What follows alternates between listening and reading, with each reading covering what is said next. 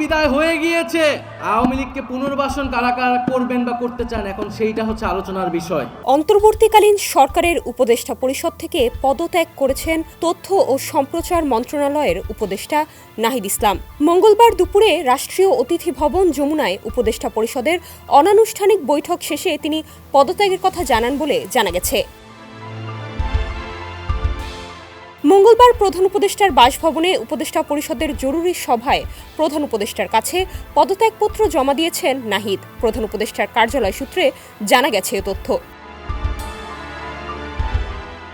নাহিদ ইসলাম পদত্যাগ করতে পারেন সেই গুঞ্জন কিছুদিন ধরেই শোনা যাচ্ছিল, কেননা 28 ফেব্রুয়ারি নতুন এক রাজনৈতিক দলের আত্মপ্রকাশ হওয়ার কথা রয়েছে। রাজধানীর মানিক মিয়া অ্যাভিনিউয়ে সংবাদ সম্মেলনের মাধ্যমে জাতীয় নাগরিক কমিটি ও বৈষম্য বিরোধী ছাত্র আন্দোলনের উদ্যোগে নতুন রাজনৈতিক দলের আত্মপ্রকাশ ঘটার কথা রয়েছে।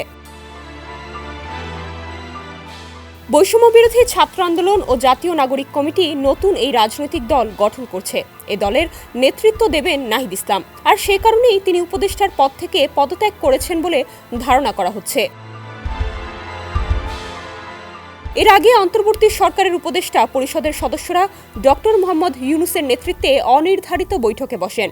আজ দুপুরে প্রধান উপদেষ্টার বাসভবন যমুনায় এই বৈঠক শুরু হয়।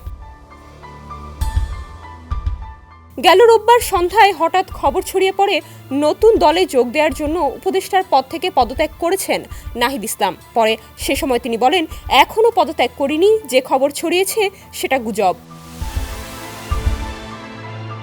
বৈষম্য বিরোধী ছাত্র আন্দোলনের কোটা বিরোধী আন্দোলনের সময় মুখপাত্রের দায়িত্ব পালন করে পরিচিত মুখ হয়ে ওঠেন ঢাকা বিশ্ববিদ্যালয়ের সমাজবিজ্ঞান বিভাগের ছাত্র নাহিদ ইসলাম। ওই আন্দোলনের ধারাবাহিকতায় ছাত্র জনতার গণঅভ্যুত্থানের মুখে 5 অগস্ট আওয়ামী লীগ সরকারের পতন ঘটে। এর 3 দিনের মাথায় 8 অগস্ট অধ্যাপক মোহাম্মদ ইউনূসের নেতৃত্বে অন্তর্বর্তী সরকার গঠিত হয়। ডেস্ক রিপোর্ট, সমকাল।